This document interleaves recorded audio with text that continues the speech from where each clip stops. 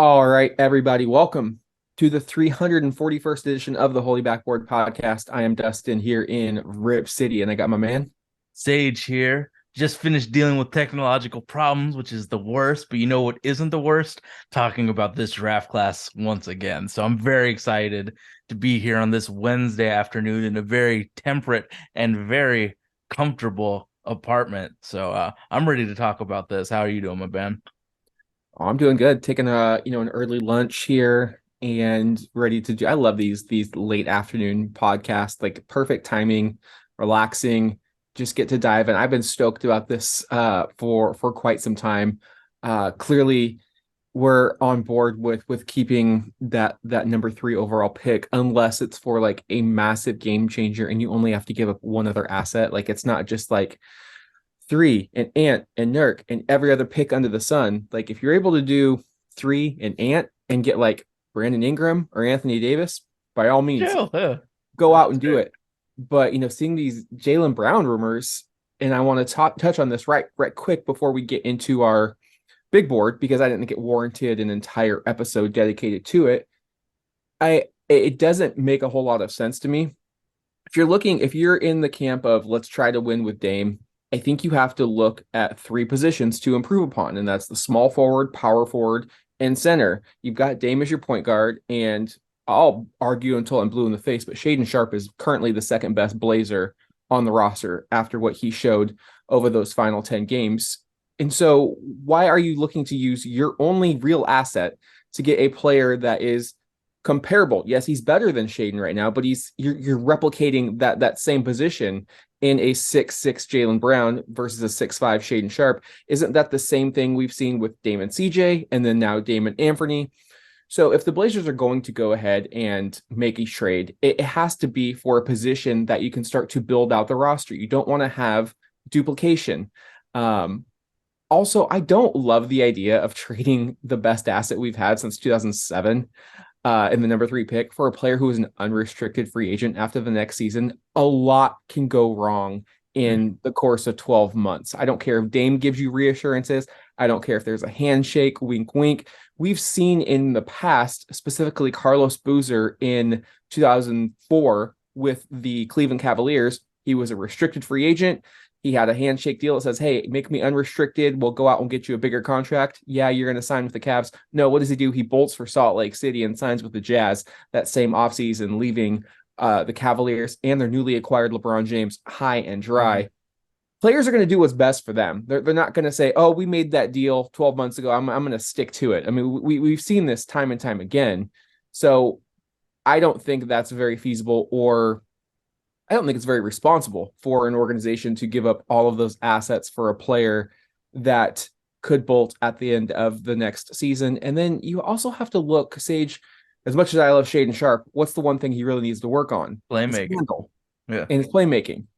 What's the area of weakness of Jalen Brown? It's the playmaking and the handle. He struggles trying to split those double teams. He stumbles over himself. He has a hard time creating opportunities for himself.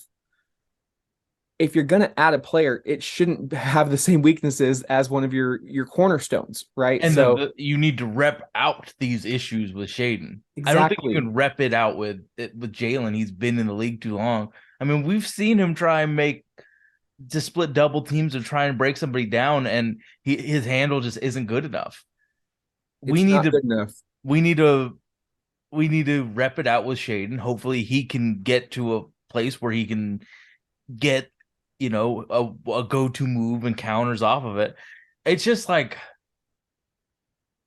I just worry about how having Dame, Jalen Brown, Jeremy Grant, because you have to re-sign him if you're trading Ant and Nurk and three. So you're kind of short-term building it where Dame's twilight, Jalen's in the middle of his career, and Shaden has so much left. You said Oh, exactly what I was thinking. The Blazers are like, let's building on two timelines. three. No, let's galaxy brain this. Let's build three timelines because you've got Dame at 33. Jalen Brown's going to be what, 26, 27, and Shaden's 19 to 20. That's separate timelines you are now trying to build upon. And that's just Does beyond does comprehension. Dame, Jalen, and Jeremy and it's shooting sharp that if Chauncey Billups is the head coach, is not touching the ball much. Is that going to win a chip? Well, Is you, that you going to said make the the magic playoffs? words. No matter what the Blazers get with this third pick, if you try to trade to win now, you still have Chauncey Billups as your head coach when there is just an insane amount of coaching talent right available on the market that I think would love to coach Damian Lillard in And this Shaden. incredible market, Right. right? The fans are passionate about basketball here in Rip City. And no, we're just gonna run it back with Chauncey Billups. So do you really want to spend the number 3 pick and have that player be coached by Chauncey Billups, and let's say they fall short of expectations and now you're firing Billups after year 3, and maybe that player wants to walk, maybe it doesn't work, but what have you done? You've wasted another year off of Lillard's And Shaden. prime. And Shaden's, you know, But you do have a much more margin for error with Shaden because he's 19, going to turn still 20. be, yeah, He but still's got a decade plus. If you draft this player at 3, you can say, okay, we're just going to write that year off. We're going to get a new fresh start with a head coach. You're still going to have that decade plus mhm. to win with. So those are the reasons why say no to Jalen Brown. I'm personally rooting for the Celtics to keep winning because I want no part of that. You have to there like Brad Stevens is a smart man. Mhm. If he wants to trade you Jalen Brown, you have to, the Brian Windhorst meme. Why are they doing that? You have to get your antennas up because it's like dealing with the Spurs back in the day. Like you don't want what they don't want.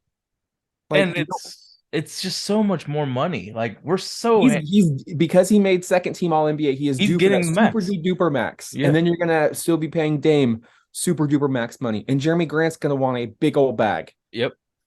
You gotta And then do that something. means there's permanency of Jeremy Grant, Jalen Brown, and Dame. How like it's gonna become like Aaron Rodgers is just chilling on the bench while these older monsters are just taking everything. I seriously don't think with Jalen and Dame and Jeremy, you're gonna get Shaden's gonna get the ball. It's gonna be just like the 70 games where he was in the corner board. Yep. And also, lastly, who is rebounding the basketball? That's No the one. Portland's biggest weakness. Jeremy Grant needs to rebound more than 4 times a game. You're going a little bit smaller on the wings with Jalen and Shaden. Both, I think, are 2 guards. And I think it's a similar situation of Josh Hart playing the 3 when Josh Hart should be playing the 2. Like we've done the smaller Well, positional and Nurk's size. gone too. So who's the center? Exactly. Yep. So I wanted to touch on that before we get into the nuts and bolts of this episode, which is our big board. We did this last year. It was super fun. This year was much more difficult. Obviously, having a young son, and for the most part of the season, it looked like we were playoff bound, which would have routed that pick over to Chicago. So I didn't have a lot of interest in the draft until it became evident that the Blazers were Sucked. tanking and we needed to get a little bit of a late start on this and pick up the pace. So I haven't seen as much live action on this class as I did in 2022. Oh So I'm yeah. not still as confident. However, I mean, ever since it became evident that we were going to keep this pick, or at least obtain the right to this pick, I should say, is just a better phrase for that. I've been doing a lot of studying on these prospects, and it's really interesting. I'll say we're doing a top 15, and mine's a little bit unconventional. I broke mine down into tiers. Oh yeah, me too. There are 9 prospects that I would gladly take if I had a lottery pick in this draft. And so if you see a projected lottery pick not in my top 15, it's because I wouldn't take them in the lottery. And I just have a because, feeling Arkansas is gonna have a big a big yeah, though, yeah. no, those Okay. guys are not getting taken in my lottery. There's also player at 10, pretty much my 10 through 15, I wouldn't take in the lottery either. I would take them probably closer to 23. So I think there are 9 incredible players that you could get. If you're lucky to get one of those 9, awesome. I think the rest is role player central. And there's nothing wrong with that, but that's where I would be comfortable taking them closer to pick 23 than in the lottery. Do you have anything to add before we dive into this top 15, Sage? I mean, not really. Mine is probably more conventional. It's just in different orders than, you know, the mock drafts you see on Tankathon or North Ceilings or wherever you do your mock draft looking. Mine's probably just in a different order. But 15 for me feels gross. So I'll just say that. Who's your 15? I have Bryce Sensabaugh. It it was Keegan, Chris Murray, Bryce, and Terrence Shannon, and I felt like Bryce just has such a advantage in creating his own shot. Of course, he isn't a great passer and he isn't a great defender, but he gets buckets. And if you're trying to get an 18-year-old to be in the NBA, he has to have scoring abilities. So Bryce just gets buckets, creates his own shot really well, uses his I was gonna say weight and girth, but yeah, he uses his weight and girth to get space to launch. He gets buckets. So I was thinking that that's more important right now if you're trying to star hunt than an older Chris Murray or an older Terrence Shannon. Who's your 15? At 15, before I get into 15, I will say um, a couple of players who just missed the cut. And one of them is because I haven't seen enough tape. I've only seen the measurables, kind of seen the hype coming out of them. It's Bilal Koulibaly. I really love foreign players. I like the way that they play the game. It seems like they're translating to the league better than ever. Played with Victor Wembanyama on the Metropolitan 92 team over in France. I Casey just didn't see Wallace. enough. Yeah, I didn't see enough. Casey Wallace is another player. I think he's peaking closer to Marcus Smart than Drew Holiday. If you're getting the latter player, that's definitely a top 10 player in my opinion. He's in mine.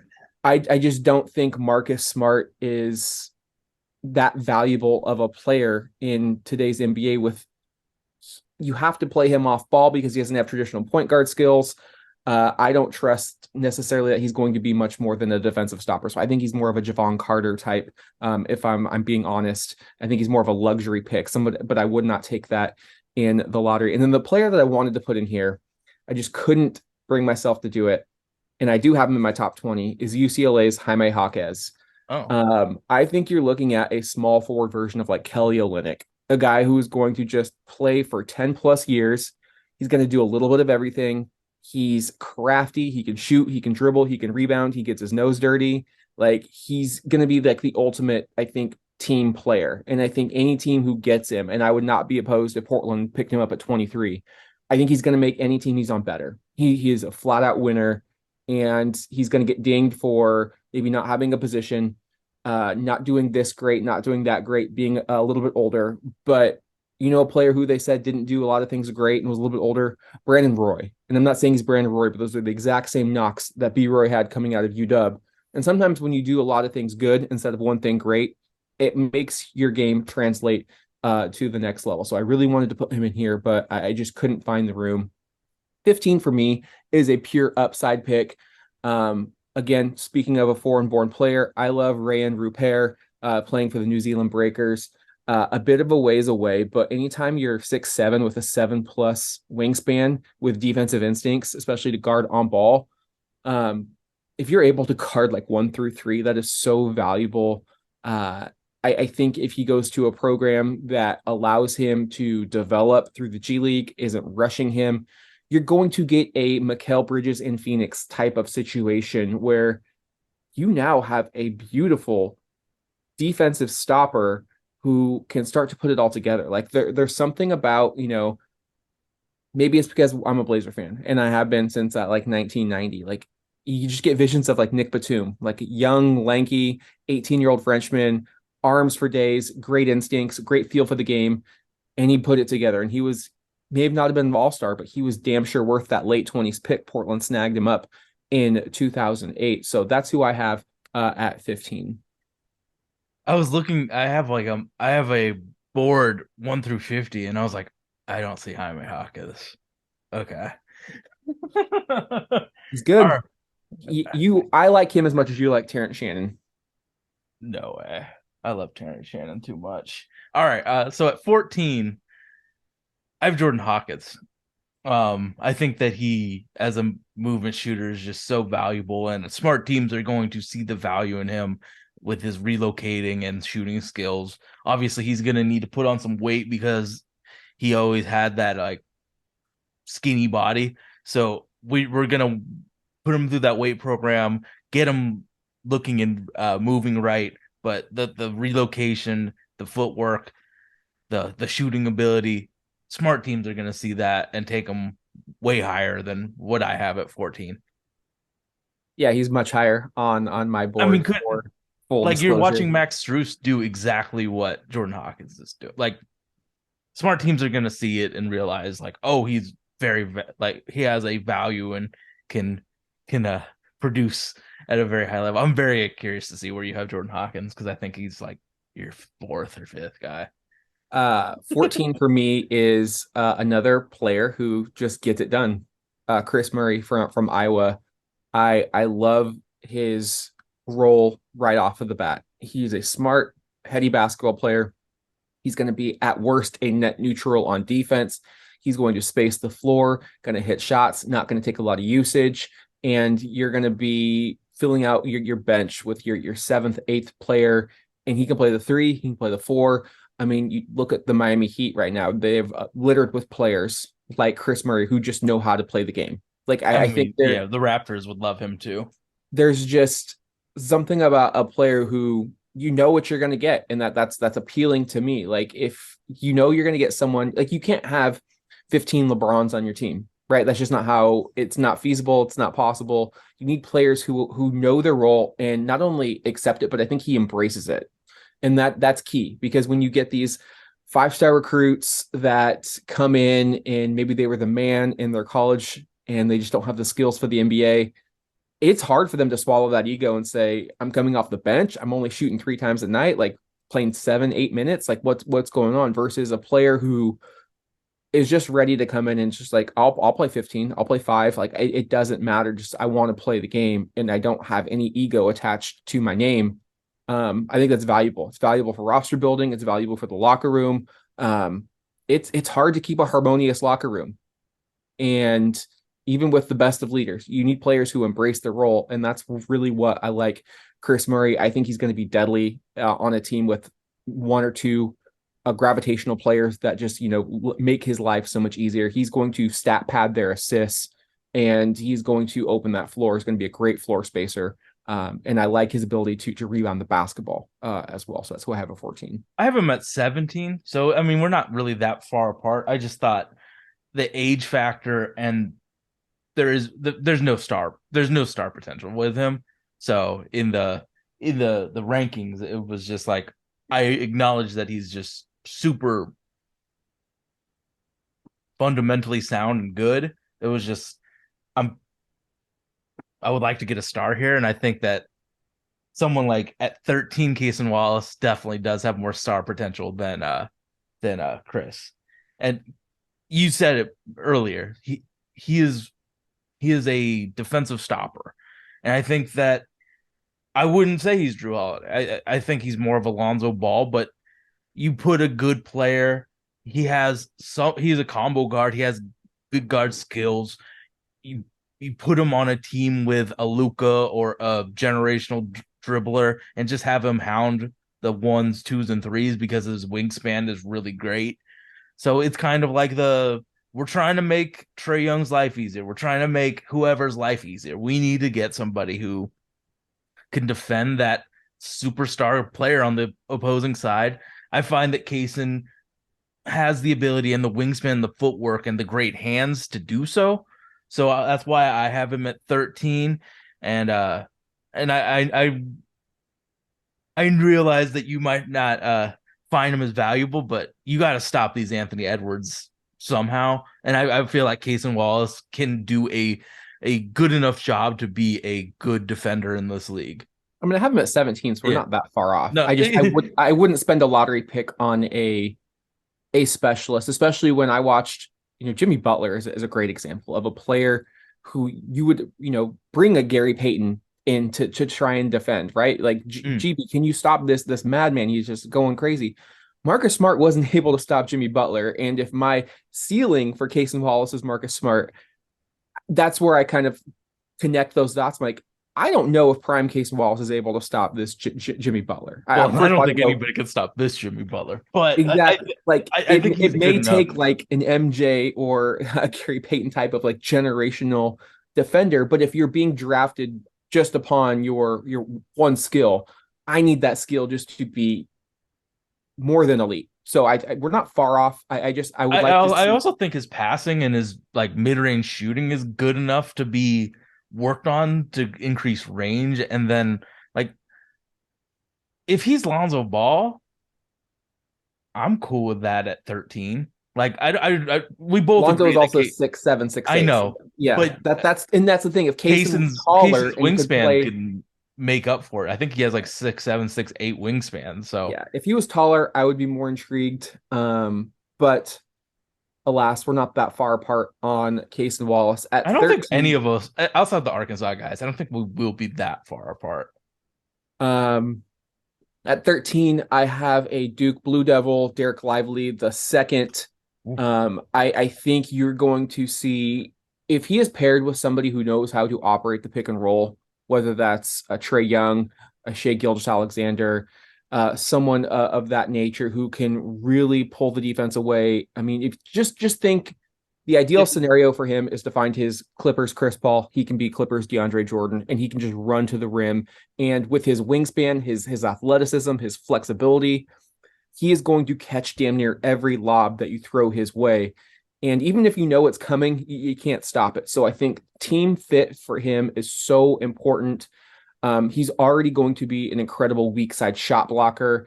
And if he's able to get a little bit more comfortable out on the perimeter, I think you could see him use his length to disrupt a lot of opportunities, blow up a lot of the pick and rolls. And what will really push his NBA longevity is, can he just hit an open three? We saw it in the AAU circuit, not much at Duke. Can he become that type of player? I mean, if you remember, Channing Frye really wasn't shooting jump shots with the Knicks. He was back to the basket, doing a bunch of old school post moves, comes to Portland, goes to Phoenix, becomes just a knockdown outside shooter. I'm not saying he's going to become that type of shooter, but you have seen I mean, he was traditional the number two bigs. guy in the class. He has to have some skills, and Yeah, it just didn't exactly. He was show. very highly rated coming out of I high feel like school. Indiana might be a great spot for him too, having I Miles just Turner, I like the Tyrese. ability of having a mobile big that you can do different coverages with, and you can't teach the length, you can't teach the athleticism. And to be honest, like, I don't need him to do a lot on offense. Catch lobs, rebound the basketball, and like I said, if you can hit an occasional three just to keep the defense just thinking, that's going to do a lot for him. But I would love it if Lively is there at 23. I think you can really do a lot of things with a mobile big in today's NBA. It's I have him at 22. a pretty big gap. Yeah, I think besides the Arkansas guys, I think that might be the biggest gapping. I mean, I would have if Dariq Whitehead was healthy at all, that would have been the biggest. But he is not, and we're at 12. Correct. We are taking a jet. Whatever. I'm going Jet Howard at 12. I was the tech issues annoyed me so much I couldn't think of a good plain joke. But yeah, I have Jet Howard at 12. I mean, his shooting is just A tier. He's a great shooter. I think that if you if the coaching staff sees the playmaking upside and tries to empower him to dribble the ball, make decisions, I think you have a guy that has the potential of the Rashard Lewis in the league. I mean, it's just the shooting. Like he has to buy into whatever team drafts him defensively, and that's the biggest thing. But I mean, I'm betting on his lineage, the what he can do. Like Juwan Howard isn't going to let his son be a shitty defender. I just cannot see that being the thing. And then he just has such a wealth of knowledge that he can go to. Like Juwan, I bet he's cool with all of the Fab Five. So I'm going with the absolute sharpshooting demon Jet Howard. I'll talk about number 12 in a minute, but I have Jet Howard at 11. So I'll tag on to what you have. I like the ability of the shot. I like his ability to move and shoot. I love the lineage, the pedigree that he has with his father being an NBA All-Star, an NBA veteran, an NBA Blazers lifer. legend. And I don't think he's ever going to be a net positive defender, but I think he could be net neutral. And I love the size that he has. I think he looks to me like Michael Porter Jr. with potential to be a playmaker. Mhm. And that's going to another, like Lively, Jet Howard's potential being unlocked is going to be determined by which organization drafts him and which organization gives him the ability to make mistakes, the freedom to really enhance those playmaking skills, putting the ball on the floor.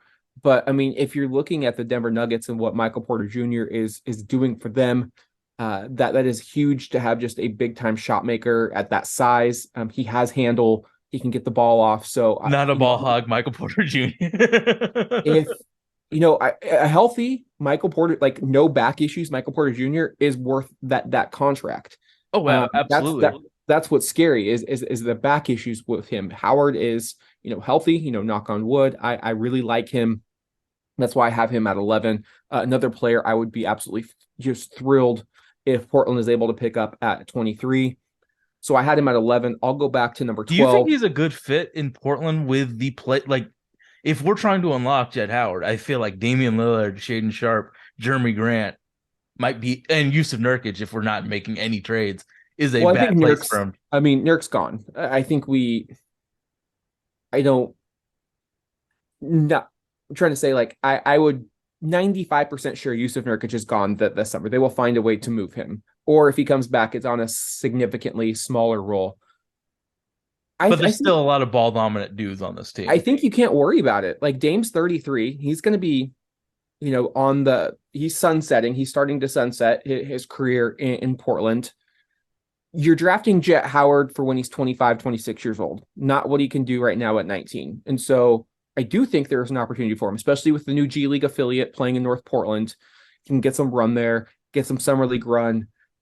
Injuries do happen. So I do think there is the ability, maybe not right in the immediate, but 2-3 years down the line, you can start to develop it. It's just how patient they want to be. I think it's a nice fit next to a Shaden Sharp I mean, you need the spacing with Shade. If Shaden Sharp's going to be what we hope Shaden Sharp's going to be, he needs to have an open lane. Yep. And Jet Howard is that dude that, I mean, when you see him on fire, he's taking fucking crazy shots. That spacing is going to be And legit. you're not blocking a 6'8" dude shooting those shots either. Yeah. So that's another reason why I really like him there. Back to 12. Jet Howard's my 11. 12, I have a similar player, Grady Dick from Kansas. Mhm. And the reason, and this was basically nip and tuck as to whether you want to take Jet or Grady. Yeah. I think there's better value for Jet Howard. I think you can get him later in the draft. And I like the pedigree. I like the lineage of Jet Howard. Grady Dick is a phenomenal shooter, great off I have him at movement, 10, by the way. quick release, shoots the ball high. And I know this is the old adage for when you're describing white players, but he is more athletic than what meets the eye. Oh, absolutely. What's He's a pretty going good to rebounder for his size, too. what's going to hinder or help him is how much of an impact he can have defensively, positively or negatively. Can he guard his position? Is he getting hunted like a Michael Porter Jr., or can he just hold his own? Like, again, like Jet, he's not going to ever be a net positive. Can you just be a neutral on the floor? And at that size, his just lightning quick release, I think he's going to space the floor. I think he's going to be he's the type of player that fits every system. Every system needs a player like that. And you look at the Miami Heat, they just have a ton of players who are just lights out shooters and they fit in their roles. I don't know if he's much more than that, but I really believe in the shot. And if he can just get in the weight room, get stronger, and More explosive, I think, would help a lot, a too. little bit better defensively, like that, Yeah. you got to get, but you cannot be a seed. Do you think he's a sieve, average, or I think those are the two things you could actually say. I don't think he's a sieve. I think he's fine. Yeah, he's gonna have to get. I mean, he's gonna have to get stronger, and he's gonna have to, get more cerebral, study, get off ball. Like off ball is where he could really make his,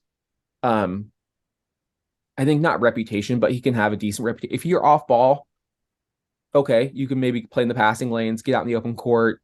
I've seen him do a lot of like weak side help blocks too, because be aware. He's 6'10". So obviously on balls is a whole other beast. Yeah, I'm not putting him on You don't put him on KD. You don't I put him don't on put him on Booker. Scoot. I don't Like, put him on De'Aaron Fox. no, you have to kind of hide him on ball a little bit. If he can play solid off ball defense, that's going to keep him in the game. Mm. That will keep him in the closing five. Who do you have at 11, Sage? I have someone I know you're not gonna have. 1 second, let me Don't please unlock don't my. tell me it's Nick Smith Jr. No, it's not. It's Anthony Black at 11. You have Nick Smith Jr. ahead of Anthony Black. I sure do. Oh my God. Okay. Okay. Yeah, we disagree on the Arkansas players. I can at least envision Anthony Black there. Nick's I okay, but this is a fair and balanced podcast. No. Have your shine. Oh, I mean, like the playmaking is just so captivating to me, and then the high level defensive. Like, I know that you and I have argued of Dyson Daniels versus Anthony Black. I feel like Anthony Black is a better defender, and Dyson might be a better passer. But the fact that you can have a 6'8" guy that passes so well, defends at such a high level, and I mean, yeah, the shooting is absolutely a problem. But I think that shooting is the thing that you can develop the easiest in the league. Yeah, it might be a longer term issue with him because the shooting is so bad. But I look at quote unquote non-shooters, and you even mentioned it with Channing Frye, but like there's a lot of guys that turn into shooters in the league when this is their only job. So if that happens, I mean, his value is like a top 5 guy. But I think that the way he works, the way that he put on strength in his body, I saw like what he looked like as a high school kid, and he was just a skinny guy. The way he puts on weight, I think you can't have Chauncey Billups be his coach. You need to have some creativity, like the Nuggets, the Warriors. I feel like right now he's in that Gary Payton role, but it's a role that you can absolutely have and succeed. Look what Gary and Bruce Brown are doing. But if you have the creativity to use Anthony Black, I think it is a really great prospect. And if he just shoots at a league average, or not even league average, I just don't want him to not get any closeouts. Like if he garners a closeout, the shooting issue isn't really that important anymore. But he has to prove that he can shoot. I remember Dalen Terry last year. Like when he was at Arizona, they didn't believe he could shoot. He could shoot. They just didn't treat him like it. So Anthony Black has to get the respect of the defender before he can, show off everything else. But if he can do that, his value is like top 6, not where we're having him right now. And you also had Grady Dick at 10, correct? Yeah, I had Grady Dick at 10. I So mean, then I'll go at 10. I've got a point guard I like a little bit better than Anthony Black. I would take Anthony Black at 23 if he's there. I know he's going to be gone, but that's more where I see him just with the question, the shot. the shots, yeah. Yeah, that's tough for me to see past. I do like him better than Nick Smith Jr. But at 10, I have Jalen Hood-Schifino, big point guard from Indiana. I think Anthony Black's ceiling is higher, but Oh, yeah. I think Hood-Schifino's floor, I think he's more likely to become a solid NBA player than Anthony Black. That's where I have Jalen. I love his ability to manipulate the pick and roll. I think he's the master of the mid range. I think he needs to tighten up that 3-point attempt. He's a little bit too streaky. Oh, yeah. He would go on heaters, but then he would miss. So I think he needs to tighten that up. But I love the Spencer Dinwiddie comps. I think anytime you have great positional size like that, and you can operate an offense, I think any team that gets him is going to get a steal. I don't know why there's not more hype around him, but when of all the players that we've really looked at, he's one that I've kind of gravitated towards. Yeah. I love he has tremendous feel for the What game. about the turnover issues? And if he gets, I think that's a product of a young ball handler. I think you're going to see a lot of, especially freshmen running an offense at Indiana. Like he is playing with Mike Woodson, NBA head coach, he played with Trace Jackson Davis. So he is used to running an NBA system. He's already had a pick and roll partner that's going to the league. So I think there's comfort there. And I think any team drafts him, you need to be willing to deal with turnovers and work through him. And Is he mold. kind of what I said with Anthony, where he probably won't be your initiator offensively? You probably need a Dame or a Trae Young, Luca, Halliburton to I mean, he's not on those players level, but I think if you draft him, no. He needs to be paired with it. So I don't see him breaking down an NBA defense.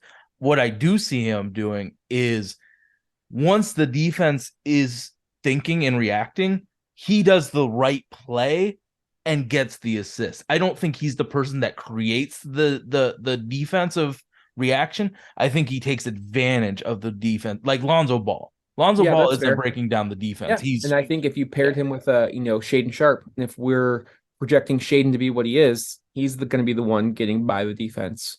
And then obviously you have the other facilitator and Hood Yeah. Shafino. You and I think two of the things that we disagree the most is small guards and playmaking, like dribbling. I I think that Jalen Hood-Schifino's dribbling is fine. I just don't think it's going to create individual matchups where he can take advantage of the handle. Like I remember his best highlight was against Zach Edey, who's fucking so not NBA center with his lateral quickness. So his I do dribbling. think once he plays at the NBA, there's going to be more spacing, and he's going to get matched up against guys 3-4 inches shorter than him. So I think his size is going to dictate a lot of how So he's you able put to the point produce. guard. So if, let's say he's on the Blazers and Chauncey Billups is being weird and not playing Shaden Sharp, so it's Dame and him. No, he's a point guard. Like I don't play him off ball. You don't? Okay, I do. No, he's my Spencer Dinwiddie. He may not be the best point guard, but he's going to be serviceable. And I Do you think think Lonzo Ball's a point guard, or is he a small forward that passes really well? he transitioned into the latter for sure. I think that's where Jalen Hood-Schifino is. Who do you have He's at disrespectfully low on mine, and I need to change it. 10 or 9? You know who I have at 9. Who? Oh, shit, let me confirm. I'm nervous about my computer, so I have all my notes on my phone, so it makes me look like an asshole where I'm looking at my phone while you're talking. I have Nick Smith. Um, I just believe in what he can do as a combo guard, and I think that Arkansas tape is just so bad because of lack of spacing, the lack of shooters, the injury issue that he had with his knee. So if his knee is fine, this is where I have him. If his knee is bad, then he's in the not draftable range. But I think that his handle is better than the guards that have trouble meeting direct pressure, like all the Kentucky guards that are in the league, like Quickly, Tyrese Maxey. They all have issues with that initial defender going at him, and they have to use their speed to get around. I see Nick Smith having the same type of play, and I think that when he is healthy, he's more athletic than them, more bouncy, and has a better shot. So, I mean, I feel like he's Maxey without the defense. I think he's Quickly with, more IQ. I mean, it's just there are guys that are so successful at that role of secondary ball handler that can attack and score and do a lot of the things that younger Devin Booker did. Now Devin Booker had those issues, but he doesn't have them now. So you can see where his archetype goes. So I'm a Nick Smith guy. So and I know that this might be the most farthest disparity in picks right here. Yeah, if you'll notice in my big board, I have like no combo guards at all. I mean, Yeah. it's probably because I'm seen CJ and Ant for the past Yeah, no. 12 I get it. years, and I'm tired of combo guards. Love CJ. I wish Did you think Tyrese Maxey's a combo? he's a combo, but he's a point. Like you play him at the 1, you don't play him at the 2. Like that's so he's not a pure point guard. I'm comfortable with him being my point guard though. That's the thing. Like Anthony Simons, I'm not comfortable What being my about point Quickly? guard. He is a shooting guard who is an undersized shooting guard. So like I think Tyrese Maxey has just like he uses that fucking God-given speed to his advantage so well. So yes, he's a comp, but he's more of a point, and that's where it's like, oh, I'd be okay with Tyrese, but I would hate watching Tyrese and Dame share the backcourt. Just like I can't stand watching Anthony and Dame share the backcourt. It's just I think like that you just have a bias against it because you've seen some really I bad. just don't think combo guards. I think they're out of flavor. I think, especially if you can't defend and you're with another small guard in the backcourt, I think teams are just too smart at identifying mismatches And it's great if you can get a combo guard to come off the bench, but we all know that they get paid just like Anthony did, and now you're sitting with $100 million player, and you're not having that $100 million player come off the bench. So if I I'm mean, spending a first round pick in the lottery, I don't want somebody coming off my bench.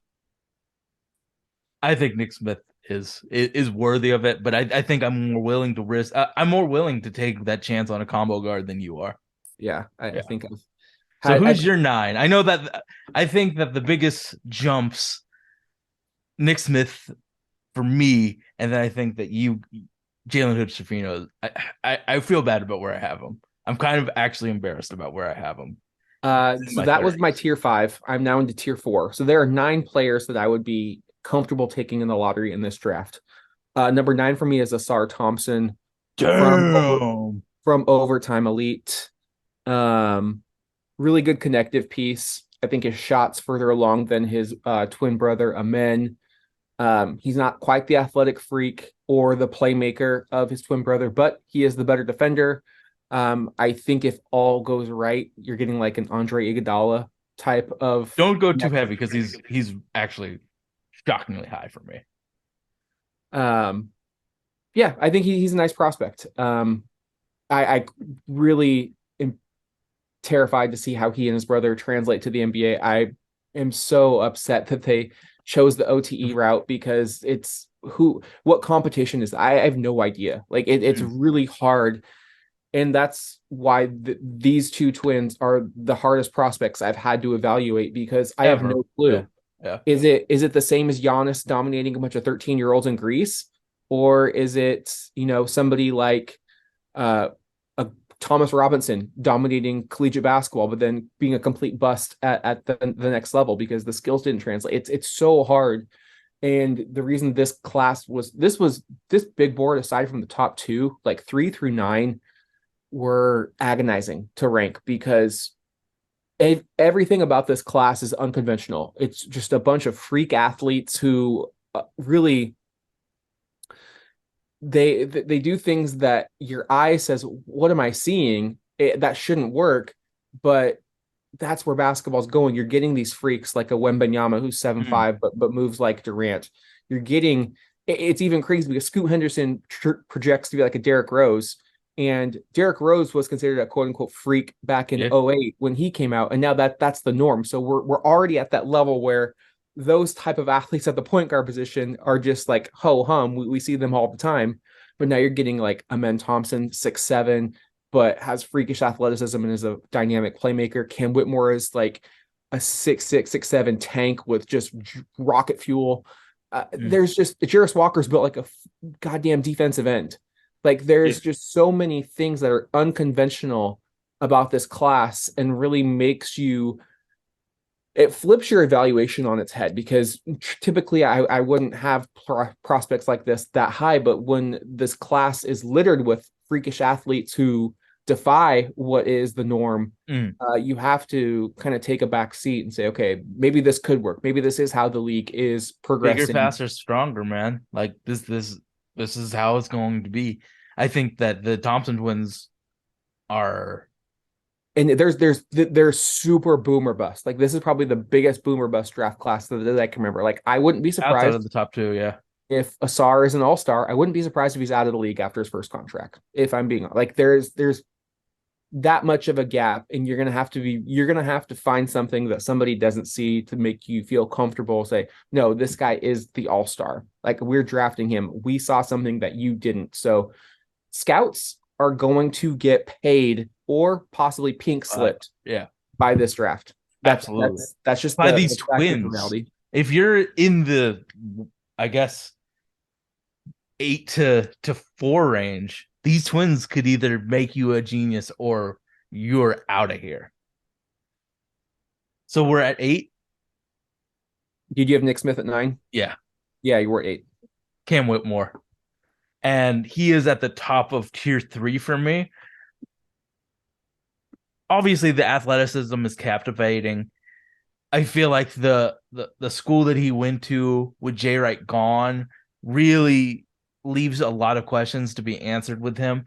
Like he was such a non-factor with passing it makes me feel like he just doesn't have it because it had like half an assist a game, which you get an assist by just like passing the ball. He just didn't do it. They put a lot of responsibility on him to drive and create, and he got to the rim really easily. He just like the process between lifting and scoring had an issue. Maybe it's the spacing, maybe the fact that they had no shooters. I really know anything that Villanova team was bad, but the fact that he was so athletic and scored so badly at the rim kind of made me nervous. But I mean, if he gets it all together, he's a superstar. I just have more question marks about Cam Whitmore than I do with the Soar or any of the other guys. So he's at the tip of tier 3 for me. I have Cam Whitmore at 8 as well. The first time we agreed. I Perfect. was super high on him when we started this process, dug deeper, became a little bit more low. And now I'm back on the rise with Cam Whitmore because, again, unconventional. You see this 6'6", 6'7" tank with a 6'9", 6'10" wingspan, and the freakish athleticism. And I think of a player that, oh my God, he is going to benefit so much from playing in the open court, playing in the NBA with all of that spacing. Yeah. He's going to absolutely blow by some of these defenders and power through them. Like, I think he is just like a bundle of energy, and he's just trying to figure out how to play with that size, speed, strength, burst, force, everything that he has. Once he figures out counters and pace, because he's one of the youngest prospects in this class. I think he's going to be, I wanted to put him a little bit higher. Like I said, these basically 3 to 9 for me are very tight. 1 and 2 are clearly a different tier. Even though I have him in my 4th tier, I think they're very tight. If Portland trades down, Cam would be an awesome pairing with Shaedon Sharpe. I love him in the passing lanes. He's got a decent handle. It needs to get better, but for his size and his quickness, that's what I'm saying. Like, he speeds up a little bit too much. Once he slows down, he has that quick first step. That he's got a quick first step. He learns how to use his force, learns how to use his burst, learns how to use his different moves. It's got a nice jump shot. I really, when I watch Cam, it's hard not to envision Drexler and Kersey with Shaedon and Cam, both incredible on the break, playing the passing lanes. I mean, that's what Portland was built upon, was the fast break, just lethal. And you get those 2 athletes on the wings, and it's lights out. So I love Cam Whitmore. I honestly wish I could have him a little bit higher. I could see him higher. He might rise by the time the draft comes around, but I like him really in that anywhere from 3 to 8. I would be fine with Cam. I think he's going to get better, and I think college did him a little bit of a disservice. He also had that thumb injury to start the season, and again, Villanova was not Villanova. This was not Jay Wright's Wildcats. So if you want to look, I think his pro day is going to determine a lot about him. Seeing him up close in person, just chiseled.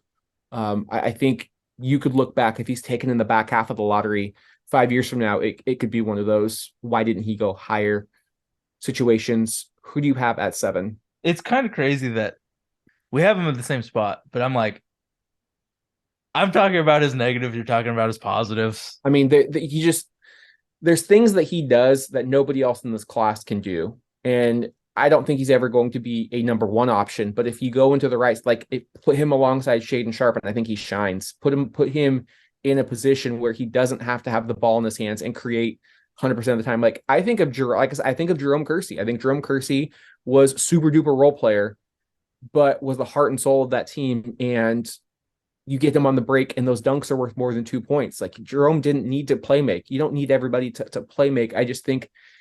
Do you think he's already got a better jump shot than Crash? What's that? I feel like he's significantly shorter than Jerome or Crash Wallace.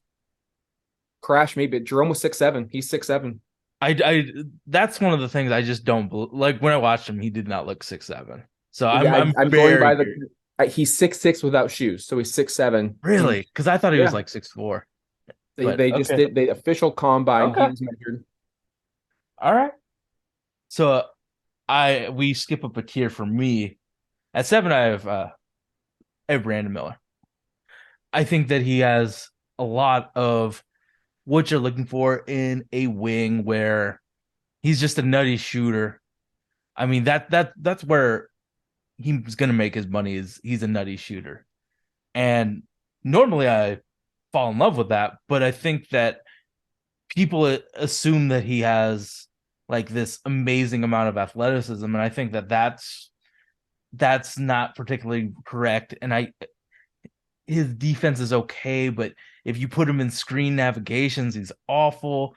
The first part of the year, I didn't like him at all. The second part, he became way more of a, he was less risk taking. And that's where I felt like, oh, I like him a lot more. But the fact that he does have athleticism issues and really severe strength issues, I know the strength you can obviously put on weight. And, I'm not obviously a NBA strength and conditioning guy, but I'm very nervous about what he is as an athlete. Like the Paul George comps is just not even close. Like Paul George was one hell of an athlete throughout his career. He just doesn't have that. But if he can be that secondary scorer, potentially do playmaking, I can see him. Like he's definitely in the second tier of this draft for me. So I have Brandon Miller at 7. At 7, I have Taylor Hendricks Okay. from Central Florida. I think he's a couple years away. He projects, I think, to be a fantastic defender and catch and shoot 3-point shooter. What he needs to unlock his ceiling is, can he score for himself, or does he need to be kind of That is the difference between Super Bowl play and star. yeah. Right there. And I think he's going to be a defender. I think he moves I really have him well. at 5, by the way. There's a lot of upside there. But I do think you're gonna have to wait. That's the key with him. He came out of nowhere, really wasn't highly recruited, and now he's a potential top 10 pick. He's fluid, he moves. He projects to be Jeremy Grant and Jaden McDaniels is what a lot of the comps are. I hope he rebounds the basketball better. And I will always harp on. I think he's a better reactionary defender too. Yes. Oh, I think he's a much better defender than Jeremy Grant, for This sure. version of Jeremy Grant that we watched, however Yeah, many games he played, like he was a good defender, but I think Taylor Hendricks he's is better. a much better defender. Yep. And I think But Jeremy Grant has drafting Taylor Hendricks to be Jaren Jackson Jr. That's what you're drafting him to be, right? I don't think that's not the perfect comp, but like he's a smooth. yeah. Jaren Jackson has clunk to his game. Yeah, if Hendricks you is want to look just at the archetype of player that's Evan potential Mobley. all-star, but you're looking first team all defense, floor spacer, rebounder. Like that's the three, and that's fantastic. That's why I have him at 7. So that's who I have. But whoever takes him, you got to be patient. He's a little bit away. Yeah, I mean, I think he has the potential to be like just a super duper star if he unlocks the playmaking. In the playmaking in terms of setting himself up first. I don't know if he's a good passer. UCF was just so bad, but they tried to get him into positive positions. I mean, he's 5 for me. I might as well talk a little bit about him. But like he got put in positions where he had to make a decision, and he didn't actively fuck up. So, but I think that once you get him on a team, get him that playmaking reps, I think it's very, very important that he continue that development and empowerment. But I mean, I have him at 5, and You have it 6. Amen Thompson. Okay. Amen, I mean, he and his brother are so similar in terms of athletics, and like they play. Like I mean, they're twins. Obviously, they're very similar. But Amen as a playmaker is just so captivating, where he can get guys into the positions that they need to shoot and score, and matching that with just amazing athleticism. Obviously, he has to work on his handle. His passing is just so awesome, but I think he needs to learn pacing in the NBA, because he just is kind of like De'Aaron Fox, where he just burst. He needs to set it up with some slow dribbles and then catch them sleeping. So it's more just craft to his game. Obviously, the shooting is huge, but I'm talking about how he can set it up because he has all the dribbling moves in his bag. He just is too fast to really get where he needs to go using dribble move.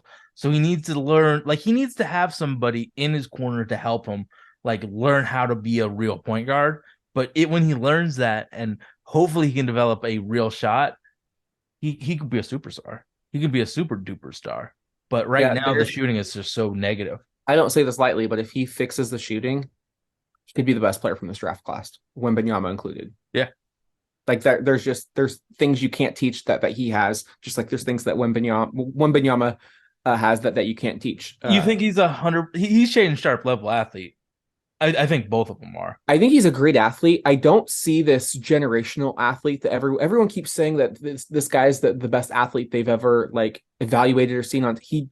Maybe it's because he makes it look so easily, but his athleticism doesn't quite pop on tape like I wish he did does. the 3-4 combine. speed. Yeah, because Terrence Shannon it was the number one speed guy, which makes And me maybe incredibly we'll happy. see the pro days. We'll see that athleticism pop. Maybe it was the camera angles that OTE used. I He mean, used some weird camera angles. if Yeah, you're familiar with Pac-12 basketball and you watch games at UC Berkeley, they have to have the camera so far back just because of the way the stadium is configured, and so it's just a really weird vantage point.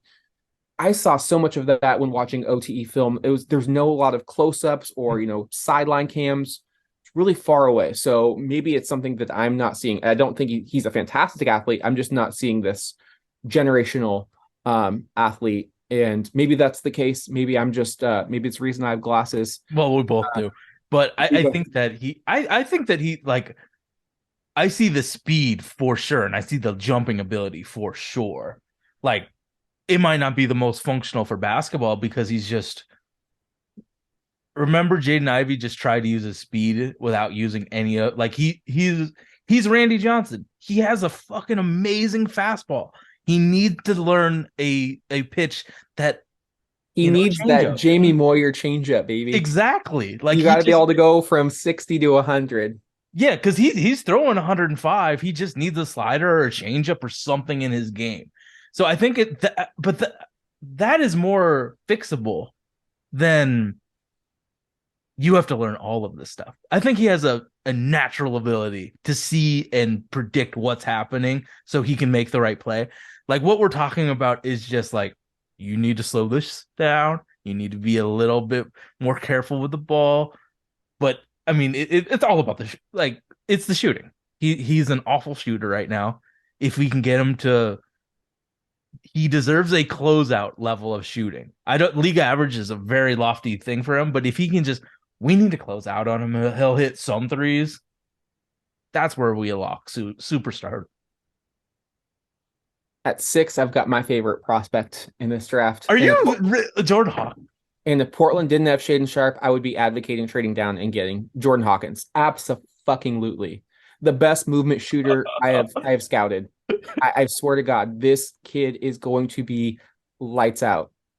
Whoever drafts him is going to be laughing 5 years from now. I am that confident in Jordan Hawkins. His game perfectly translates to the next level. He's a better athlete than he's given credit for. He is clearly a winner, makes big plays. He's played on the biggest stage. He was just awesome. The jump he made from freshman to sophomore is incredible. I hate that players get dinged for being sophomores. We saw in last year's draft class a bunch of freshmen turned sophomores get drafted high. You're looking at Jaden Ivey, Benedict Matherin. I mean, those guys had awesome jumps from year 1 to year 2, and they're doing pretty damn well in the league. Do you think he has a superstar potential? And do you think he can? I feel like if you are superstar is a term that gets thrown around too loosely. So I view Dame as a superstar because he's been like a 10-time All-Star. Right. I don't think he's a 10-time All-Star. Is he an All-Star? Yeah, I think he could become an All-Star. Okay. Do you think he's going to be? I feel like most of I like him. He's in my lottery, but I love Jordan Hawkins. Like it's not just that I need to know how he is. Is he going to be a playmaker for others? I don't know if he has to. Like when I think of him, I think of like Ray Allen. Like did Ray Allen really playmake for? No, he was just Reggie Miller. Reggie Miller was not a playmaker. He was just fucking awesome at what he did. And if he hits, that's the type of player that you're getting. I'm not saying he's going to be that, but and you watch Steph Curry being able to move without the basketball unlocks everything for your Mhm. offense. It's damn near impossible to stop. The only thing stopping you is you missing that shot. And you put him with a player who knows how to work the short roll, knows how to be comfortable in the middle of the floor. He's going to be a deadly weapon. Like, this is not Anthony Simons or Jordan Poole where they're shooting off of the bounce, taking a lot of usage and dribbling the ball off. It's closer to Steph off ball. And I'm not saying he's Steph as a whole, but elements to what he does. I think he's super duper valuable. You pair him with a floor general, playmakers that can get him open. He'll find himself open. He's gonna. I think he's a missing piece, but I don't think he's like. I think. I mean, hey, I think he's awesome. I think he's great, but That's my guy. okay.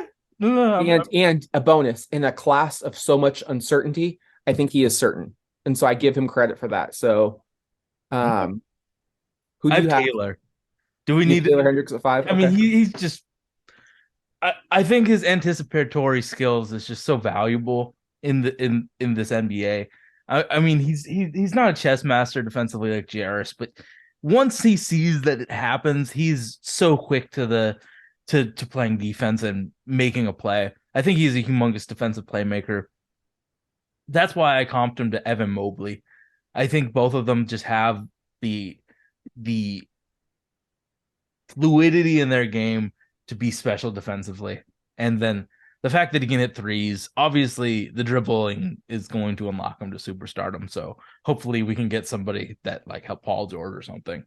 But these next 3 players are all in my third tier, very close. I would essentially say there's a 3-way tie, but because that's a bit of a cop out, I actually did list them out. And my thought process was I ranked each player by their floor and by their ceiling, and whoever had the lowest score moved up to 3. So that's how it was. I think Portland would be happy with any of these players. We're at 4 though, right? I'm at 5. Okay, okay. I'm at 5. So 3, 4, 5 are super close to me. 5, I have Jarris Walker from Houston. Breaking my heart. It's all good. 5 is extremely high for I only have him Jarris at Walker. 4. 5 is higher than a lot of I only have him at 4. outlets have him. I love his ability as a playmaker. And I think that's what really has started to separate him from Taylor Hendricks in my eyes. I think his shot's not as smooth and he's not No. taking it as Taylor, but I do think he can space the floor. I think he's going to be at least a league average shooter. The playmaking is so tantalizing. It's hard not to imagine a shooting Draymond Green in his peak. He can defend 1 through 5. I do worry he's built a little too big. I would almost honestly like to see him just lose some weight. Just not. I don't know. He just looks like a fucking defensive end. It's like, can you keep that up for an entire 82 games? Like, I look at Zion. Zion's built like a tank. This dude could take a charge from Zion and live to talk about it. That's how strong he is. I have him at 4, so I think his intelligence is off the charts as a defender, especially. The game comes slow to him. He's another player who's going to benefit playing at the next level, playing with NBA players, playing with NBA spacing. I mean, he had Sasser and the other guy. Like, those dudes weren't trying to pass it. They were trying to win the game. They weren't running NBA level of schemes, but if you see him, you see the anticipatory, you see the ability to play on ball and off ball. Like, he's one of the few defenders who you can put him in the blocks and he's going to hold his own defensively. I think he can switch. I think he hedge. I think he can drop back. Anything you want. I think he's going to be a sponge day one. I really think that if Portland wants him, I would trade back because I don't think he's going to go as high as 3, but he would definitely be an asset to this Blazer team right now. You could move Jeremy Grant up to the 3, let Jarris play the 4.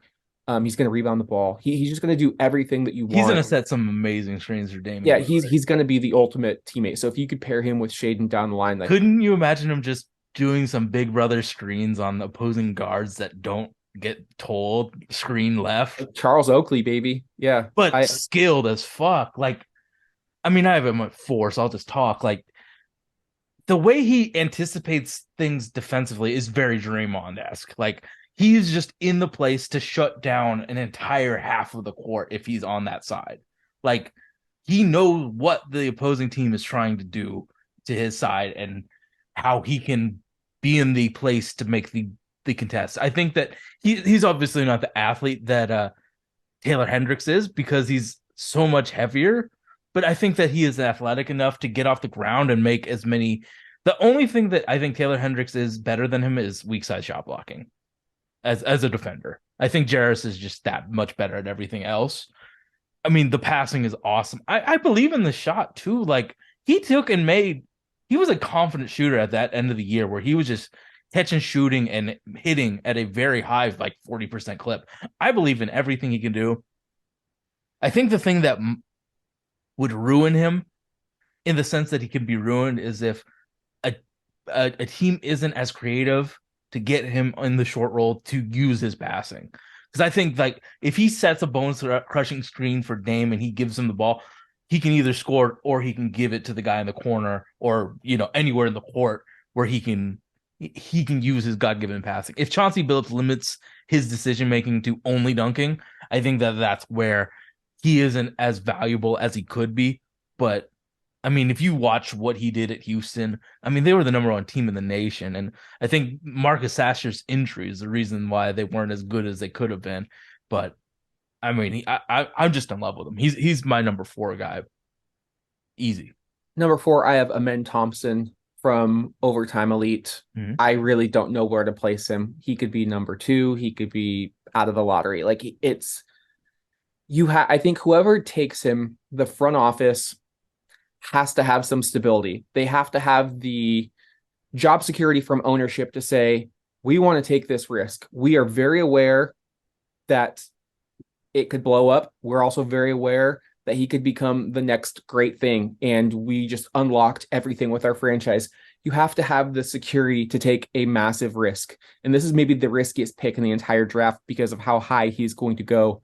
6'7", incredible burst, loves the one-hand passes, can just see the floor, especially with his size, can navigate. Defensively, he's going to be a positive. He's going to play the passing lanes. He's got incredible length. I mean, lateral speed. He's going to be able to just be a matchup nightmare on that end of the floor. The thing that is stopping him from, I think, being the number 2 pick in this draft is his jump shot. Yeah. The jump shot is hesitant. It's not comfortable.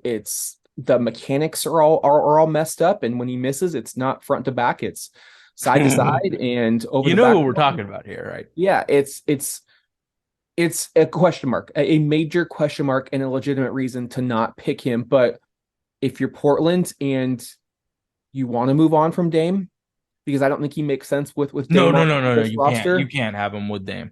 You don't put him at the 3. He's whether you like it or not, he's a point guard. He's your one. You have to play him at the 1. He and Shaden would become the most athletic backcourt of all time. Yeah, Vincent question. Tracy type shit. You would have incredible positional athleticism, verticality, length, speed, quickness. I mean, it would be like Jordan and Pippen type of stuff on the wings, and you could do a lot of things there. I'm not going to lie, he is tantalizing to take it 3 if he's there. And if you're not absolutely blown away by Brandon Miller and scoots off the board, maybe you just, I mean, this is a front office that, somebody said this and it clicked with me. They do take a lot of unconventional risks. Anthony Simons, IMG Academy, Shaden Sharp. Nobody had seen him play a competitive game in a couple of years, and that they still take him. They take these athletes and they kind of go against the mold. They don't care what your competition level is. So I think if he wows them in his pro day, there is a legit shot that they go in that direction. Bring in a shooting coach. Do whatever. You need to be the best. Bring in a sports therapist, sports psychologist. Hype him up. Hey, you're the greatest. Like, don't be afraid to shoot the ball. Like, as long as he's not Ben Simmons and he's afraid to shoot, that's when you have questions. He just has to make open threes, like wide open. Like that's his only job on shooting the basketball, dunking and just making your open threes. So they're like, okay, we can't leave him. We have to close out. Like, that's all I'm asking for. Like when you watch teams play Jared Vanderbilt, They don't close They out. don't close out, and then he Mhm. makes like two, and like, okay, now we have to close out. That's all he has to do is make these wide open Mhm. threes where he can make a sandwich, have some chips, and then shoot the basketball. Um, Maybe the highest ceiling outside of Wemby in this class, but I also am aware that he could be out of the league after his first contract. Like it's that boom or bust. But Portland took a boom or bust prospect last year, and it paid off. Sometimes it's good to double What down. coach you? I feel like you need creativity with Amen Thompson. Tyronn Lue, Eric Spoelstra. Yeah, You got to I have mean culture and you got to have adjustments. Those are the two biggest things you need from a coach. Charles Lee. I feel like Charles Lee would love the challenge of Amen Thompson and Shaden Sharp. You cannot have Dame on this roster if you pick Amen Thompson, though. Absolutely cannot. But if you can get him, like, I feel like you need to have like a superstar all star point guard like he had Puj. No, he didn't have Pujeter. That's Scoot. But having a guy like Pujeter to help and tutor him on how to be an actual point guard, I think that's important because he's just using it again. He's just using his Randy Johnson fastball. He needs to have something else. Italy is Thank God that was said while I was not talking, so that's easy to take out. By the So way, you clearly have a Sar Thompson at yeah, three. yeah, I do. I think that I think that as Amen is the biggest risk reward, right? I think that Asur has a comfortable ceiling or a comfortable floor with the exact same ceiling. I think that he has much better dribble moves than his brother. Much better. Like I think his handle and Scoot Henderson's handle is the best in the class and like legitimately will be like NBA 2K level. Like here's the source crossover. Here's his behind the back. I think that his dribble moves are that good. So you match that with the amazing speed that he has, the control that he has with his dribble moves to create space. The fact that I actually believe in his shot now that like I think that he can create space and shoot a mid range. He can create space and hit threes. I think that type of shooting is actually like he's capable of doing it at a normal NBA player rate. And the fact that he has just this amazing speed, this amazing finishing ability, like offensively, I don't feel the risk that I do with a man. Defensively, I think he could be all pro defensive level because the way that he uses his athleticism to get in the passing lanes and make defensive playmaking stuff, it's like, oh, he's legitimately he can be on that list with Jarris and Wemby as the best defenders in this class. So I'm a humongous Asur Thompson fan. I believe in the shooting. I believe that the thing that unlocks him to superstardom is the process of getting others involved. I don't think he is a point guard yet. He could be. He could be just like his brother, but I think his brother was the point guard his entire life. So he has the moves. He just doesn't have the process of I created space. Let's get somebody else involved. I created the defensive reaction. Let's get somebody else involved. He's trying to score. If he can get to that part where he can process the game and involve others at a good level, he's a point guard. He's legitimately a point guard because the way he can generate space and win that one-on-one matchup. We're looking at the playoffs right now. Winning that one-on-one matchup is so important. Jokic wins that one-on-one matchup against the best defender I've seen in a very long time in Anthony Davis. Jimmy Butler wins a one-on-one matchup against all of the Celtics. I think that Sir Thompson wins that, and if he can use other players in his process and develop that, and I know that's going to be a long process, Sir Thompson, I think, is the third best player in this draft.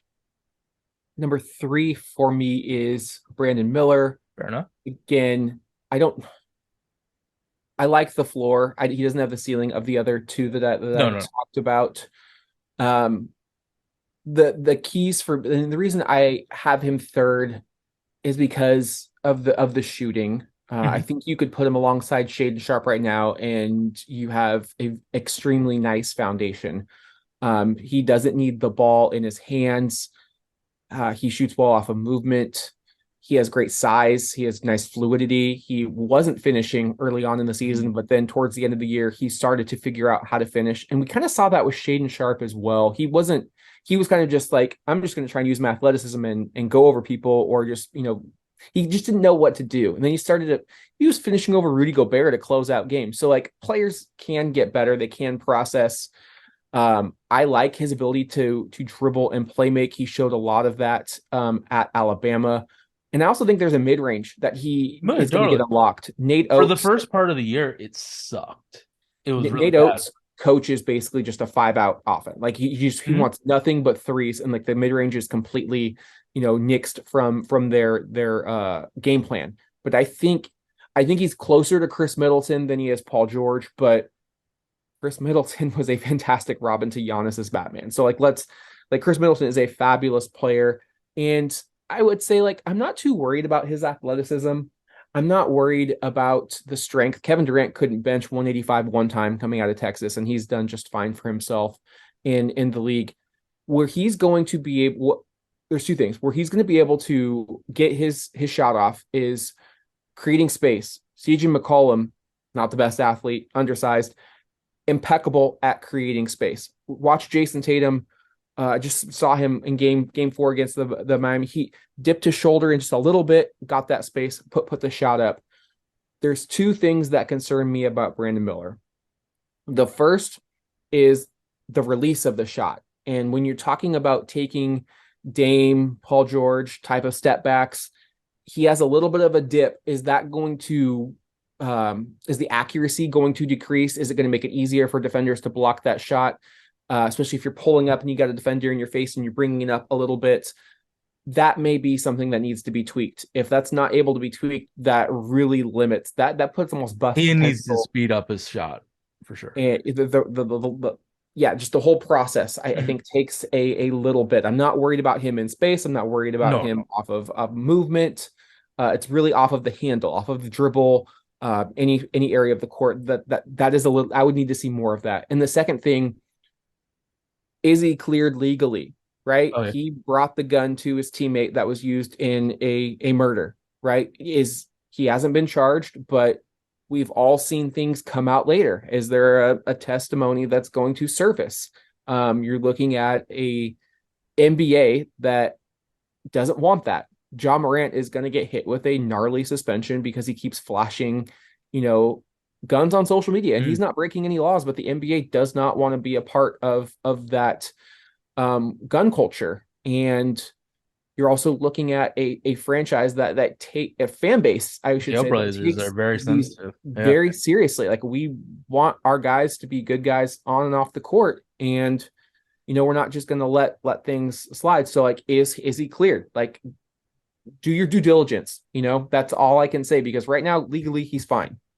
But do you think he's going to be a good defender, neutral or bad? Yes, I think he's going to be a good defender. I don't. I think he'll be solid. He's not going to be a first team or second team all defense, but I think he'll be solid. Yeah. I don't. I think that the way that we're going to have to use him is put him on the power forward. I think that's fine. But I think we are over, and this is why I put him third. There is bust potential. I am fully aware of that. But at the same time, this kid's SEC player of the year, SEC freshman of the year, best player on the best team. I mean, just had a sensational season and improved over the course of that year. At a certain point, we need to start putting stock into the production, right? A lot of these players we're talking about are ideas and not actual realities. I think Brandon Miller is closer to his reality than he is the idea of what he could become. So I don't want to overthink that too much. Clearly, there have been great collegiate players who don't translate. Michael Beasley being, I think, a number one example. So Portland is happy with Brandon Miller. Fine. If they decide somebody else is better, I can see that too. Miller, you could say Brandon Miller's the 9th best prospect in his class, and I say you're right. Yeah, I just think that the screen navigation and his lack of strength is a humongous issue defensively. I think strength is easy. You get into an NBA weight room, right? Get strong, get into a program. He also has What about it? I mean, have you watched him he dies. He cannot navigate. he cannot navigate in a tight space offensively or defensively. So I mean, he's like we're talking about little things like screen navigation and like how he plays defense, or him getting that pull up jumper. Like, we obviously think he's a good talent, but I think that there's some major issues in his profile. I'm just like a Swore, just like a Ben. I mean, Jarris's ceiling isn't as high as those guys, but like I think they all have issues. And I think that, I mean, we haven't talked about Brandon Miller, so I think it is good to at least talk about like how his process is a little slower. I mean, but I believe that offensively he can be a very, very solid Like, second. I don't think he's ever a number Batman. one. I don't think you're No, drafting he's Batman. a nice number 2 though. You're drafting a Robin. And if you Could believe he be Shaden a can be Batman, just like on scoring, where let's say there's a superstar that isn't a great scorer? I think that he can lead the team in scoring, but I don't think he is the leader. I think that he can carry the weight by scoring, but I don't think, like, if he plays with Jimmy Butler, obviously Jimmy Butler is a star, but he could be the leading scorer. I think that way he's Middleton to Giannis, and that's totally fine to take with the third pick. Like, you need to, if you're as high on Shaden Sharp as I am, you need to draft him a buddy. You got to draft him a wingman. Like, this would be a great pairing. Floor spacing, shooting, shot making. I mean, just awesome wing positional, size and just everything that you could ask for. Clearly, we have, this podcast is running a little bit longer. And we clearly have Scoot at number 2 and Wembanyama at number 1. I don't really want to touch too much on Wembanyama. I think there's no chance we talk to him. A lot has been said. I think the only thing stopping him is injuries, but there is a chance we could draft Scoot Henderson. So let's talk about Scoot just a little bit, and then let's wrap this one up. Yeah, I mean, we're going to do a podcast dedicated to him in full. I think that obviously his athleticism is pretty amazing, but I've always felt like his vision is just as amazing. When he gets into the paint, he finds that open shooter so effortlessly. Like, he has a humongous bag of dribble moves to get him into a place where he can just run downhill and find players. I find that I mean, we see it with Dame. He drives like 18 times a game. I think that Scoot's vision just makes him so much more of a threat than Dame, because Dame is trying to find the guys in the corner. I think Scoot, or no, he's finding the guys in the wing, excuse me. But Scoot finds guys everywhere with his vision and passing abilities, with that amazing athleticism. So I'm just watching him play against grown-ass men is just such a fun experience, because he can he can be as tough as these dudes that are just scrapping, but he's just so much smarter than these guys with what he can do, anticipating who's open and how to get them the ball. So I think that he is, outside of Wemby, who no chance of getting him, I think he's the best with what's Shaden Sharp. So I mean, I'm amazed by what he can do as a playmaker and an offensive player, and then defensively, he's just really good. Like, he puts his pressure. He is a good pressuring defensive player at 6'2". So I mean, just imagine if he was taller. But like, the fact is, he is game. He plays his ass off, and that effort like when we talk about Derrick Rose, he wasn't a good defender. We're actually having the guy that's magical offensively, that cares and plays really hard defensively and is good defensively. So that's why he's so captivating to me. I agree. I think Portland needs to do whatever they can in their power to draft Scoot Henderson. That's the guy I want. I don't care if you have to move up to number 2. I would trade every pick just to move up that spot. I think those 5 second rounders you got for GP, the 23rd pick, whatever. You need to draft Scoot Henderson. I said it before, the time to rebuild is now. The backcourt of Scoot and Shaden is undeniable. Mm-hmm. So fantastic. I think we talked about Brandon Miller not being a Batman. Scoot's Batman. Scoot doesn't even play Batman. He wants to be Superman. I think more importantly, he's Batman mentally. Like, with the phrase like he's him. Scoot is him. He's got that alpha. He's got that dog. Like everything that you want.